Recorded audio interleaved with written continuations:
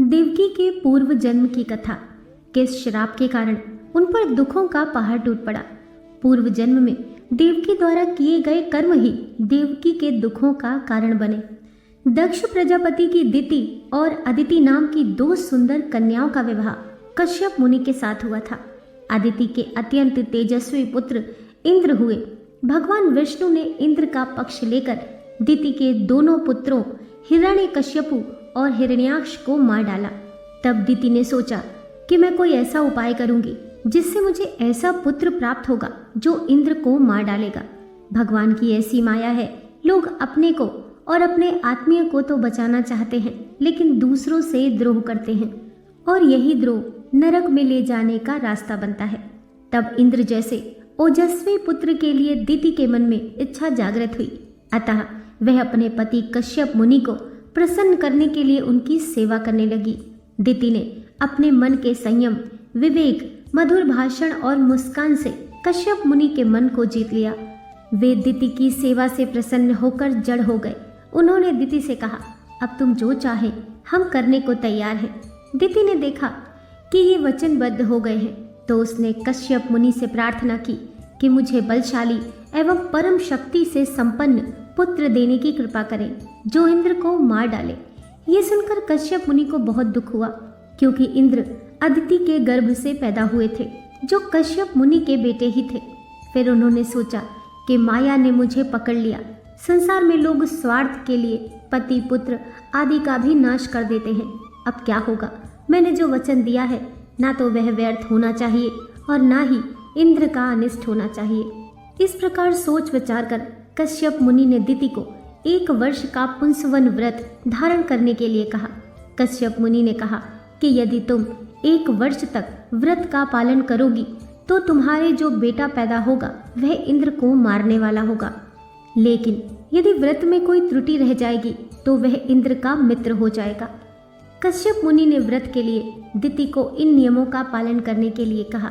इस व्रत में किसी भी प्राणी को मन, वचन या कर्म के द्वारा सताए नहीं, किसी को श्राप या गाली ना दे, झूठ ना बोले, शरीर के नाखून व बाल ना काटे, किसी भी अशुभ वस्तु का स्पर्श ना करे, क्रोध ना करे, बिना धुले हुए वस्त्र ना पहने और किसी की पहनी हुई माला भी ना पहने, जूठा ना खाएं, मांस युक्त अन्न का भोजन ना करें, शूद्र का और रजस्वला स्त्री का अन्न भी ना खाएं, जूठे मुंह संध्या के समय बाल खोले हुए घर से बाहर न जाएं, सुबह शाम सोना नहीं चाहिए। इस प्रकार इन निषिद्ध कर्मों का त्याग कर सदैव पवित्र और सौभाग्य के चिन्हों से सुसज्जित रहें।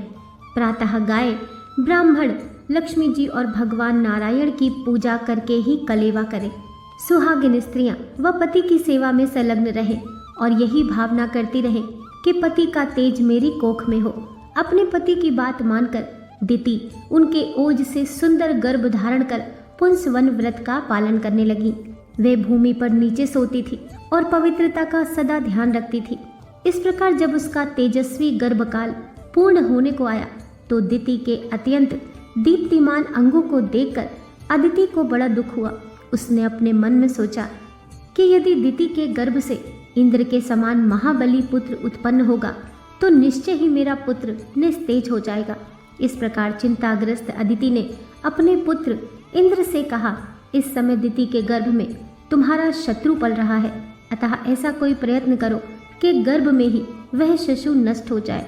दिति का वह गर्भ मेरे हृदय में लोहे की कील के समान चुभ रहा है, अतः जिस किसी भी उपाय से तुम उसे नष्ट कर सकते हो कर डालो। जब शत्रु बढ़ जाता है तो वह अशम्य रोग की तरह नष्ट नहीं हो पाता है। इसीलिए बुद्धिमान मनुष्य का कर्तव्य है कि वह ऐसे शत्रु को अंकुरित होते ही नष्ट कर डाले। चतुर राजनीतिज्ञ वही है जिसे शत्रु के घर की एक एक बात का पता हो। इंद्र कोई साधारण राजनीतिज्ञ नहीं है। अपनी माता की बात मानकर इंद्र मन ही मन उपाय सोचकर अपनी सौतेली माता के पास गया। उस पाप बुद्धि इंद्र ने ऊपर से मधुर किंतु भीतर से विष भरी वाणी में विनम्रता पूर्वक दिति से कहा, हे माता, व्रत के कारण आप अत्यंत दुर्बल हो गई हैं, अतः मैं आपकी सेवा करने के लिए आया हूँ। जिस प्रकार बहेलिया हिरण को मारने के लिए हिरण की सी सूरत बनाकर उसके पास जाता है, वैसे ही देवराज इंद्र भी कपट वेश धारण करके व्रत परायणता दिति के व्रत पालन की त्रुटि पकड़ने के लिए उसकी सेवा करने लगा। अब धीरे धीरे व्रत के नियमों का पालन करते करते दिति बहुत दुर्बल हो गई।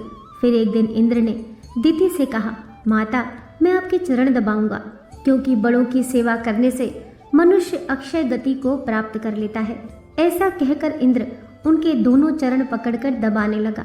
चरण दबाने से दिति को आराम मिला और उसे नींद आने लगी। उस दिन वह पैर धोना भूल गई और बाल खुले ही सो गई।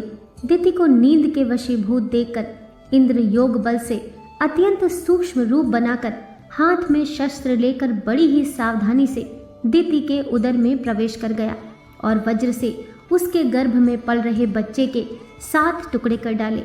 तब वे 7 टुकड़े सूर्य के समान तेजस्वी 7 कुमारों के रूप में परिवर्तित हो गए। वज्र के आघात से गर्भ में वे 7 शिशु रोने लगे। तब इंद्र ने उनसे कहा, मत रो। फिर इंद्र ने उन 7 टुकड़ों के 7 टुकड़े और कर दिए।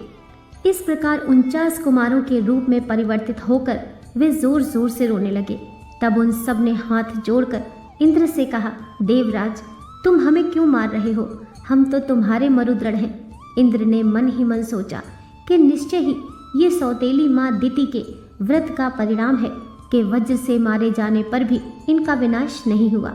ये एक से अनेक हो गए, फिर भी उदर में इनकी रक्षा हो रही है। इसमें संदेह नहीं कि ये अवध्य हैं, इसीलिए ये देवता हो जाएं। जब ये रो रहे थे उस समय मैंने इन गर्भ के बालकों को मत रो कहकर चुप कराया था, इसीलिए ये मरुदृढ़ नाम से प्रसिद्ध होंगे। इंद्र ने सौतेली माता के पुत्रों के साथ शत्रु भाव न रखकर उन्हें सोमपाई, सोम रस का पान करने वाले देवता बना लिया। छली इंद्र द्वारा अपने गर्भ को विकृत किया जानकर दिति नींद से जाग गई और दुखी होकर क्रोध करने लगी। ये सब मेरी बहन अदिति द्वारा कराया गया है। ऐसा जानकर दिति ने कुपित होकर अदिति और इंद्र दोनों को श्राप दे दिया कि इंद्र ने छल पूर्वक मेरा गर्भ छिन्न भिन्न कर डाला है। उसका त्रिभुवन का राज्य शीघ्र ही नष्ट हो जाए। जिस प्रकार पापनी अदिति ने गुप्त पाप के द्वारा मेरे गर्भ को नष्ट करवा डाला है, उसी प्रकार उसके पुत्र भी क्रमशः उत्पन्न होते ही नष्ट हो जाएंगे और वह पुत्र शोक से अत्यंत चिंतित होकर कारावास में रहेगी। तब कश्यप मुनि ने दिति को शांत करते हुए कहा, देवी, तुम क्रोध न करो। तुम्हारे ये 49 पुत्र मरुदृढ़ देवता होंगे जो इंद्र के मित्र बनेंगे और तुम्हारा ये श्राप 28वें द्वापर युग में सफल होगा। वरुण देव ने भी उसे श्राप दिया है। इन दोनों श्रापों के सहयोग से ये अदिति मनुष्य योनि में जन्म लेकर देवकी के रूप में उत्पन्न होगी और अपने किए कर्म का फल भोगेगी।